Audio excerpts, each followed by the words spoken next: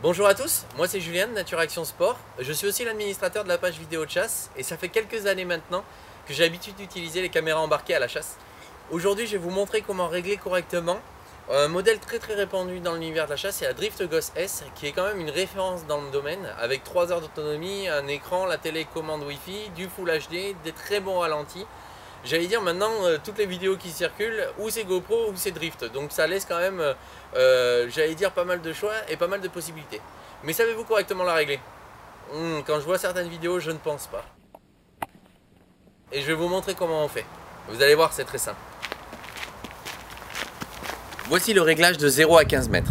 Donc on va sélectionner la résolution. Et là, personnellement, je vous conseille de vous mettre non pas en 1080p, mais en 720p.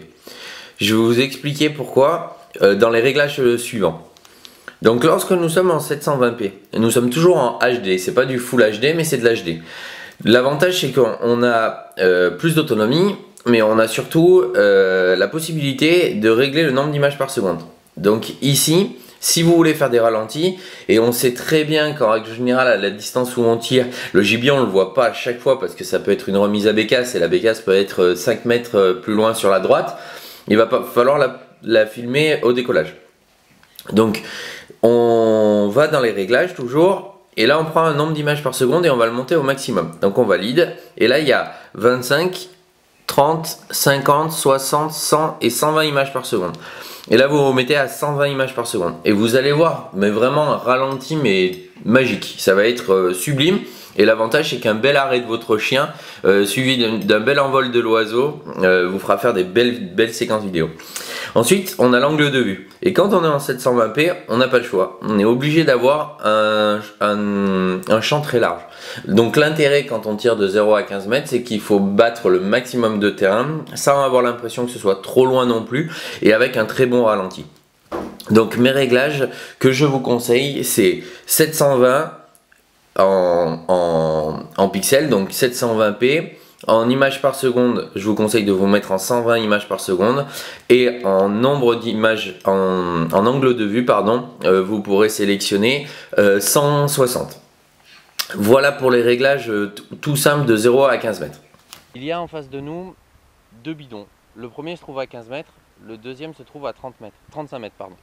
Donc là, vous allez avoir réellement ce qui va se passer sur le terrain. Voici le réglage de 0 à 35 mètres. Donc là, nous avons changé l'angle et on se retrouve avec un angle de 127 degrés. Donc on voit que c'est beaucoup plus réduit sur les côtés, il y a moins de déformation et on arrive à observer au loin le deuxième bidon. Même si on a toujours l'impression que c'est trop loin, ça l'a permis quand même de le rapprocher légèrement et surtout de donner cette impression qu'il n'est pas trop loin. Donc là, un sanglier qui passe entre 0 et 35 mètres, il y a quand même de quoi en profiter. Parce qu'il ne faut pas oublier que c'est un réglage 0,35. Donc là, pour le réglage, c'est assez simple. Vous avez juste besoin de retourner dans le menu.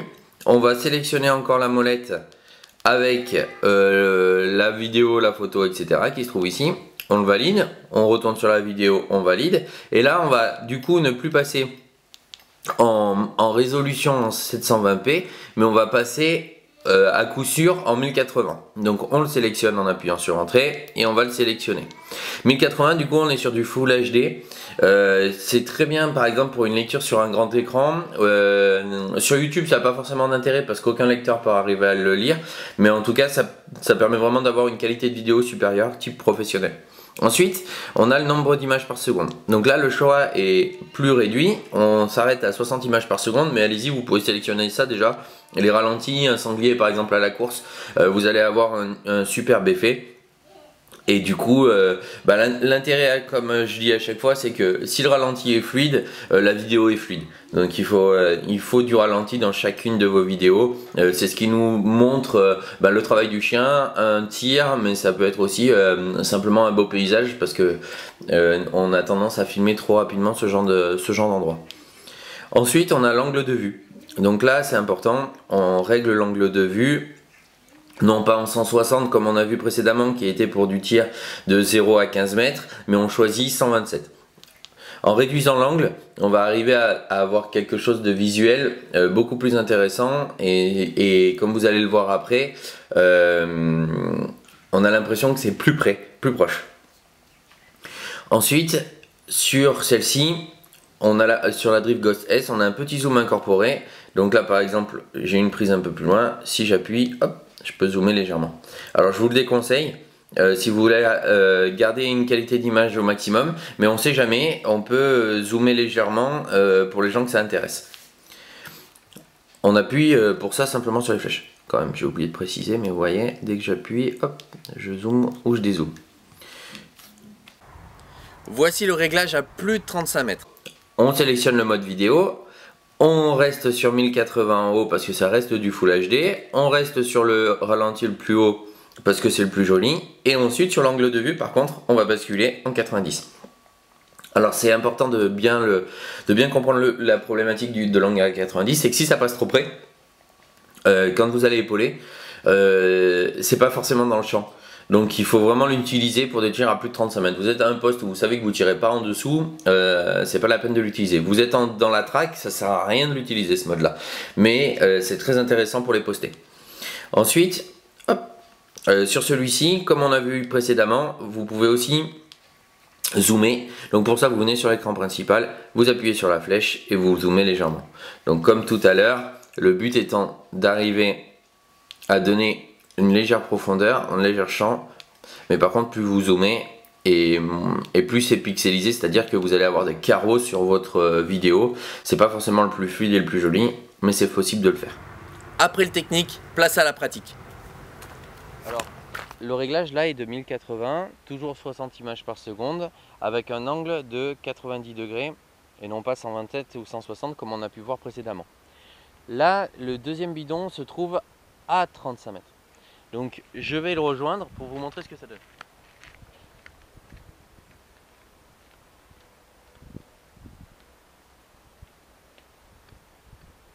15 mètres.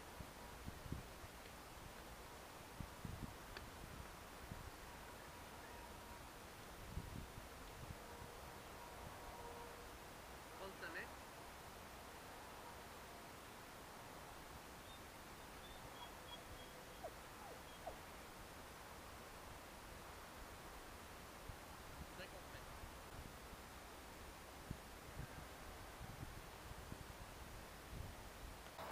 Je pense que tous ces petits réglages vont vous permettre de faire des belles vidéos durant la saison.